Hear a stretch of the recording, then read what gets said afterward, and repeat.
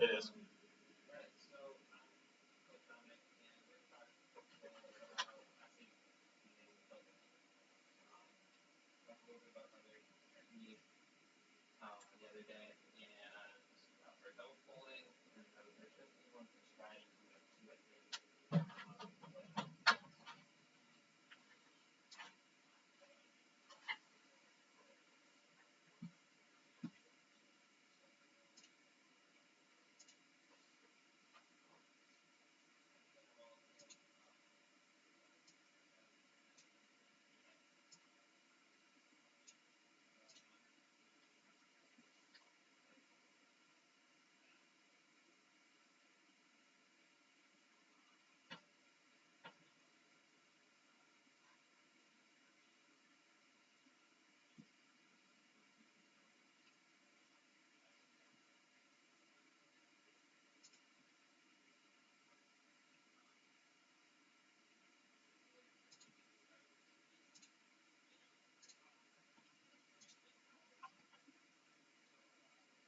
'Classic skiing is all based around the idea that there is camber to your skis. So if you've been to a store or to a ski swap probably to get skis, you'll recognize what's going on in that top corner up there with the person standing on skis and the paper. And what they're doing there is they're trying to fit the skis right so that there's the right gap underneath them. And that's called the kick zone. So you can see from the bottom diagram and just from the skis I'm holding here, um, your skis have a pretty good bend to them, but they're able to be crushed completely flat. So what's going on here is you've got space in the middle where when you're just skiing across flat ground, this isn't touching the snow. But if you really put a lot of force on it, it's gonna flex all the way down and touch the snow. So what's going on there is that's where we put our kick wax. And I'm not gonna go into kick wax in super great detail because there's a different session about waxing and what's going on there. But the basic idea is that you've got really slippery wax at either ends of your skis and really sticky wax in the middle so that when you crush down that wax pocket, you're able to stick onto the snow and get some traction. And there's a whole bunch more to kick waxing. There's a lot of different styles you can do. Some older skis will have what are known as fish scales, which isn't sticky. It's just kind of like really a whole bunch of ridges on the bottom. There's a lot of different ways that you can get grip. But what we'll do when we're racing is we will usually be using kick wax, which comes in little tubes like that. So the first technique they're going to go over is called the herringbone. So I've spent a bit of time doing the herringbone, helping people out with the herringbone. I've also coached at MYSL, so that's the Minnesota Youth Ski League, and that's for kids who aren't at high school age yet, but who are still interested in skiing and learning how to ski. And I've been classic skiing for 15 years, I think, but that's where I started off. Uh, Jesse Diggins also is at MYSL, and so there's a lot of people make it through that program, and it's pretty cool. But we spend a lot of time teaching people how to do the herringbone, and the herringbone is the basic climbing technique for classic skiing. So, what the herringbone is basically if you're skiing normally, your skis are parallel. So you're going through the track, you're moving side to side. If you get to a hill and you're not able to just ski right up it, then if you're a beginner, what you'll usually do is start using the herringbone. So the herringbone is where instead of having your skis parallel to each other, you're going to move them out to the side and kind of open it up. And when we're working with kids who are like 10 years old, we usually call that the pizza slice. But I think you all will understand what a herringbone is. It's just the idea that you're getting your skis out at an angle like this. And what this does is it allows you to really get better grip onto the ground by using the edge of your ski. Because if your skis like this, they're just able to slide backwards. But if you have them open and you're trying to push off, you're going to catch because you're able to use your edges. So beginners will use a herringbone on most hills. Most hills can be climbed with a herringbone even if they're pretty shallow or if they're getting to be really steep. You can still use the herringbone to climb them. Skiers with more experience will usually avoid this because it's not a super fast way to get up a hill. You have to slow down a little bit unless you're really, really good and you've had a lot of practice. And if you're going up a steep hill, it's a reliable technique for pretty much anyone who doesn't want to be sliding all over the place. So here's a little bit more of a diagram. So if you're looking at what he's doing here is he's got his skis opened up a little bit. So he's on uphill. Instead of having them straight, he's got them opened up. So if you see what he's also doing is he has his boot angled in. So usually when we're skiing, you want your skis to be flat on the ground, but not if you're trying to get grip on an uphill like this. What you want to do is get it angled in a little bit so you can use that sharp edge of the ski to grab the ground. So if we're just looking at a ski here, and you should be able to see this pretty fine. What you're doing is just tilting it a couple degrees in so that when you're pushing off, you won't just slide away. The edge of your ski will dig in, and that'll get you pretty good grip. I've got a short video to go over here and see what's going on, a little more detail.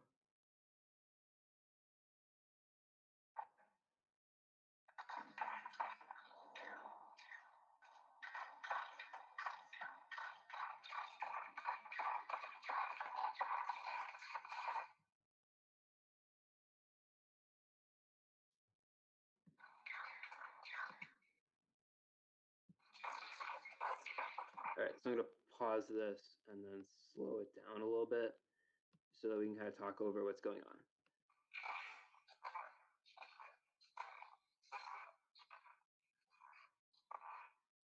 Okay, so what he's doing here is he's going up the hill. So you can see the way he's pulling, nothing's changed there. Your pulling is pretty much the same for hill climbing as when you are just normal classic skiing. So if you haven't been on classic skis before, what we've been doing when we're pole running or when we were doing those striding exercises on that big hill at Carver Park is working on getting it so that our poling rhythm is down right. And that's super important for getting started. You'll keep your pole rhythm the same when you're going up a hill using the herringbone, where if your right foot is poling, then your left foot is the one that's hitting the ground. And if your left foot is poling, then your right one is hitting the ground. There's obviously a lot more to it than that, but that's like the general rhythm that you want. So as he starts to go up the hill, you can see that he has his skis more open than they were before. And what he's doing is he's kind of taking really quick steps, but keeping them open. So quick step, step, step, step, lifting up the backs of his skis so they're not getting caught on each other. And then when he puts his foot down, the foot comes down flat. And then when he goes to push off, he angles it in a little bit. So I'll play this again so you can see what's going on.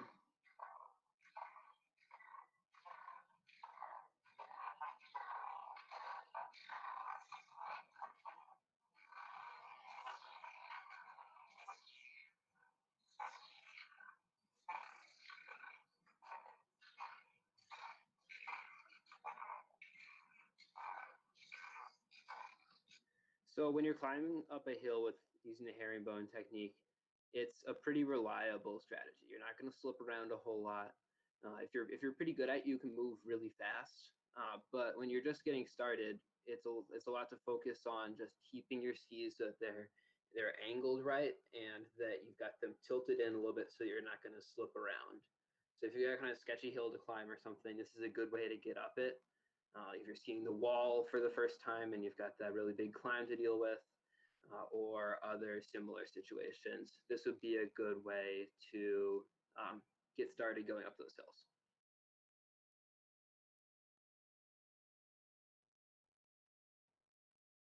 All right, back to the presentation. Are there anyone have any questions specifically about the herringbone? I should be able to hear someone has something to say. Doesn't look like it. All right. And if this isn't making a ton of sense, once we get on snow, it's going to be a lot easier to get started, especially if you know what the goal is here. This is just kind of make it so that everyone can understand what we're trying to do. Once we get out on skis, it's not supposed to be like a silver bullet where you'll know exactly what to do once we get out there. But these are just kind of some good strategies. So once we get some snow on the ground, we'll be able to really get moving. So the next technique is uphill striding. And this is pretty similar to when you're just striding on a flat, but there'll be a couple of things will be different just because you're going up an incline. So we got a little diagram here. So this skier is going up a hill that's not super steep. So it's not super steep, so you're gonna be able to get grip with your kick wax. And so you don't have to herringbone. You can just kind of keep cruising right up this hill. What we can see here from the diagram is a couple things.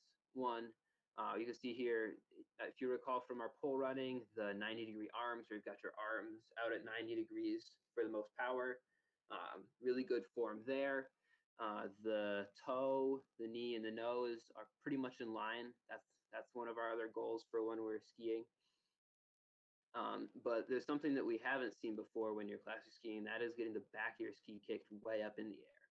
So what's going on here is the skier is striding up the hill, but when you're striding up a hill, you need to get more kick than usual. So you keep the smooth gliding motion where you keep your constant momentum forward, but you put a more forceful kick into it. So if we remember from earlier, how the ski works is you're going to be wanting to bend this ski down. So what you're going to do is in plastic skiing boots or combi boots, the front toe of your boot is pretty soft, so that what you can do is you can step your whole foot up and put all of the force right here. And what that'll do is it'll cause your ski to bottom out, and you'll be able to get at the wax that's right along the inside of your ski. Try to avoid having this fall over. It happened earlier, it was really loud. So back to what we're doing here is when you're kicking, you're putting a lot of force down with that one foot and then pushing off and back. And so what will happen is your leg will swing, because your body is moving forward, your back leg will kind of come up some. And then what happens is your leg stays pretty much straight. There's a little bit of a bend in it, but it's not, you don't get your knees super bent up in this strategy.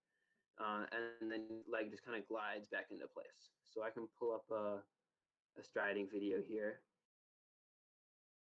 Here's another side shot. So you can see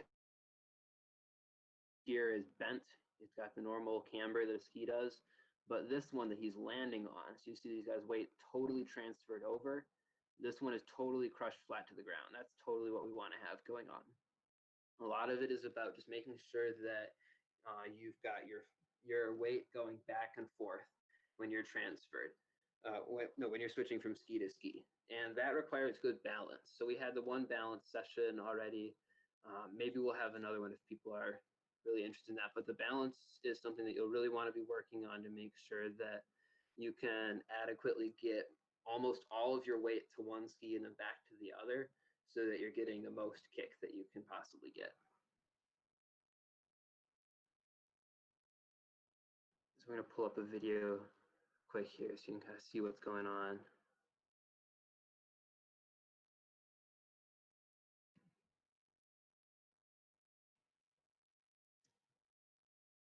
Oh. See if it wants to work. All right, so here we go.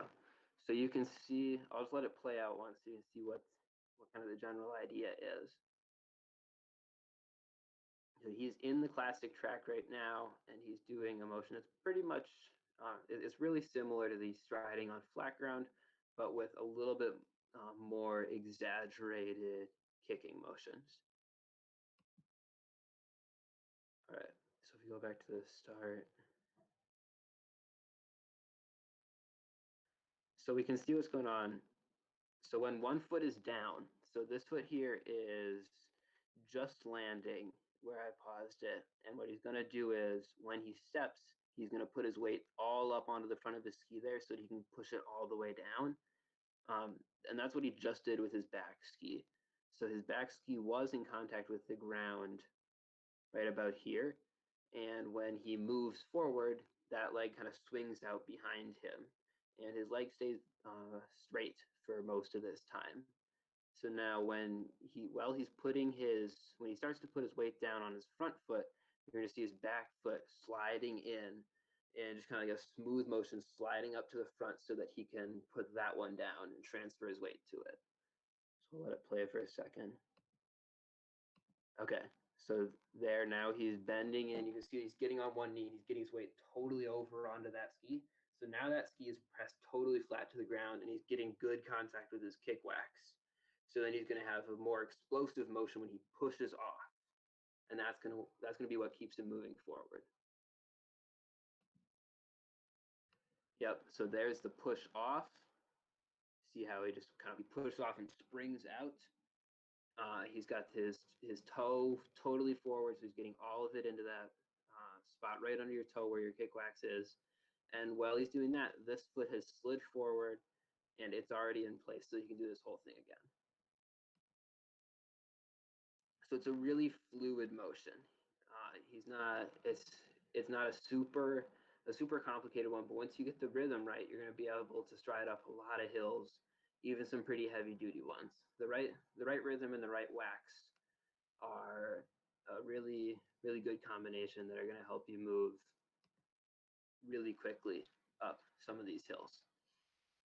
So striding is the technique that will be used in most scenarios. If you're not double poling and you're going up a hill, striding is going to be the technique that is going to be your go-to. Because striding, you keep your momentum, so you keep up some good speed, and it's also pretty easy. You're able to move up a hill without using a ton of energy. If you're trying to do the herringbone up a hill really fast, to move really fast with the herringbone, you have to be really explosive with your legs and moving your skis really fast in that herringbone manner. And so that's going to get your heart rate way up. So if you're racing and you have uphill, you get your heart rate way up, and then you kind of bomb after that just because your body can't really tolerate doing a crazy fast herringbone up all the hills. It's a lot easier if you can get your striding motion down, really get into the idea that I'm transferring my weight back and forth and then really pushing off with my toe so that you get that wax all the way on the ground, and then you're able to get really good traction and not have a need to herringbone in most situations. So anyone have any questions on that? Well, I was just wondering, for so the woman has her hand sort of like flicks out at the back. Like, what's the Yep. significance of that, if like any? Oh, with the pole? Yeah, like her hand kind of detaches. Yeah, let me grab. I don't know.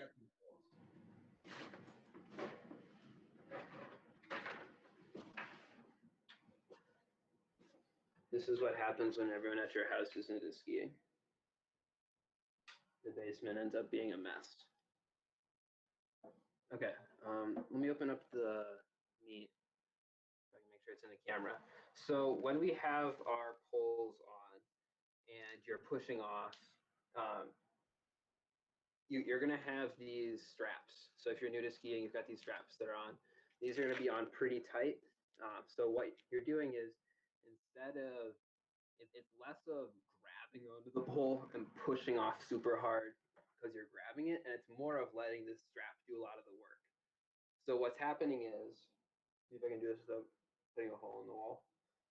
When you're pushing off, you push off with that kind of pulling down with your arm, and then the pole has a tendency to drag behind you a little bit. And so what's going to happen is your hand is going to go out somewhat like this. Your hand's just going to get pulled together, get pulled forward. And that's a fine thing to have happen. That's a good thing to have. Because if you're using up your energy hanging on to your poles the whole time, you're going to have more form problems from that. There's just a lot to lose there. So it's fine to have your arms dragging behind like that. That's good for, it's really hard to show on the Zoom camera. It's like, well, once you'll get out on the snow, you'll notice that that's just kind of a natural thing that's going to be happening, because you're gonna want to have a pretty loose grip on your poles in general, if that makes sense. Yeah. Okay. Thanks. Any other coaches have anything to add for that? I mean, you pretty much said it. It's basically just when you are like grabbing and using your forearm strength to hold your pull, you're wasting a lot of energy and some of your blood oxygen in those muscles grabbing, as opposed to saving it and using it for like legs or just something else, really. And so by being really efficient with letting go of the pole instead of grabbing it all the way through, you save a tiny bit of energy for every single stride. And over the course of a long race or a long or whatever, you save a ton of energy by letting go of the pole slightly and just letting those straps pull it back into place every time you go forward. And so you never really like grab your pole all the way. You're really just, for me especially, it's mostly just the kind of ridge between my thumb and the rest of my hand is where most of the pressure is when I'm pulling, and maybe like my index and middle finger to guide the pull on the way down. Yeah, that's a lot. That's a lot of good stuff from Dylan. You're using your arm most. You're using your hand strength mostly just to make sure it's in the right spot. So placement of your pulls is pretty important. Making sure you're getting your pull in the right spot when you're pushing down. But aside from that, once you have it in the right spot, you don't want to be wasting your hand strength here because you're going to place your pull and you're just going to be moving forward that whole time.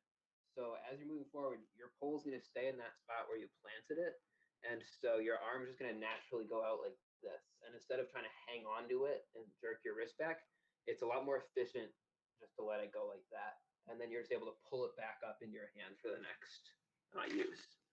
And what Dylan said about Norstein being about efficiency is a totally that's one of the really big points. If that's the one thing you take away from this, is that a lot of Norstein is about focusing on efficiency and form and making sure you're not doing things where you're wasting your energy or putting in effort where you don't need to be.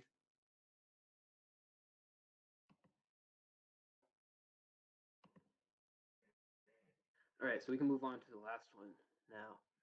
Um, some more advanced uphill striding technique. So if you've been striding from if you've been skiing for a couple years, you'll probably recognize this guy's name.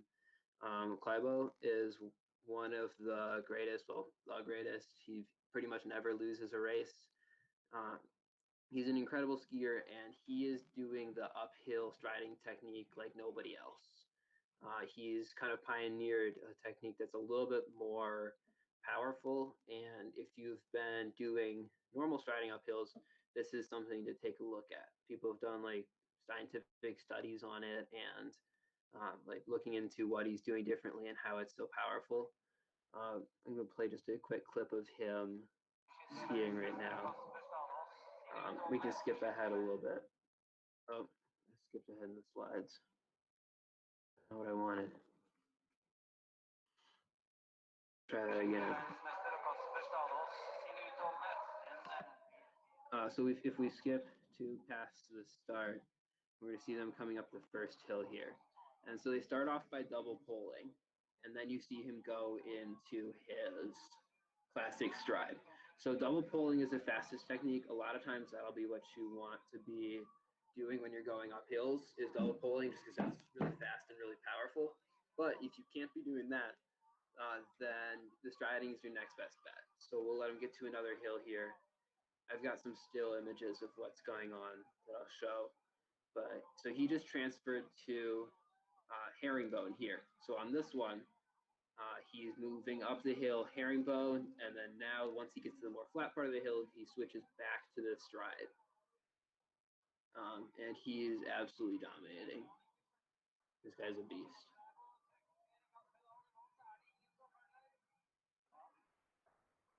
So he's back to double pulling. We'll see if we get another hill here. So he's jumped back in the track. If you went to the double pulling session, maybe you even saw a photo of him. He's a beast. Let's see if we have another hill here. Oh, looks like we'll get a little bit of a hill. So in a lot of instances, these guys who are pros don't really need to stop double pulling just because they have really great strength. But Kleibo knows that it's a really fast way to get up the hill if you have really good form, where you're kicking and striding and just getting the most out of it that you can. So he's getting tons of power. Yeah, so here he is again, striding up the hill with just really explosive movements. All right, so I'm going to move to the last slide here. So what's he doing differently? So once again, this is a little bit more of a complicated strategy to try. So if you're here for the starter tips, maybe this will be something to look at later. But his strategy involves flexing the knee way more. So if you remember from the other person, the video of the other person, their legs were staying pretty much straight and swinging in. And Calabos don't work like that at all. So what he's doing is, you can see here at this step, he's got his ski up off the ground like the other person did, but instead of having the ski up off the ground and back behind him and to swing it forward, he's got it right under him. So he twists his leg forward, and then he has it right underneath him almost immediately, and his leg is bent. So he's able to put a ton of power into it and totally bottom out the ski while keeping his speed up. So when your knee straightens out after being all bent up like his is, he's getting a lot more power out of it. And so this, combined with him not fully extending his leg at the end, is just a little bit more of an efficient way to do it. So this is kind of how the best are doing it. And he's just a really top-notch skier, and so it's always good to see what they're up to. But if you're just getting started, the classic stride and the herringbone are going to treat you really well. Those are all I knew how to do for years when I was first getting started at MYSL, and they will treat you really well. You'll be able to get up hills. You'll be able to have a lot of fun.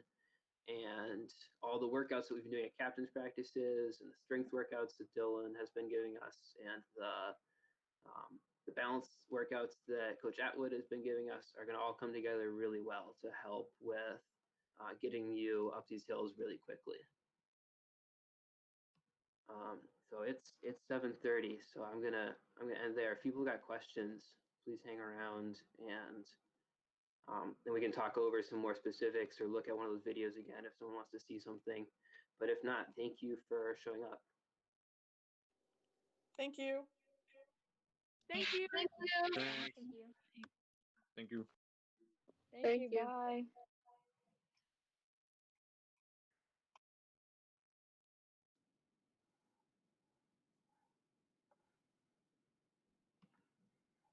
Excellent work.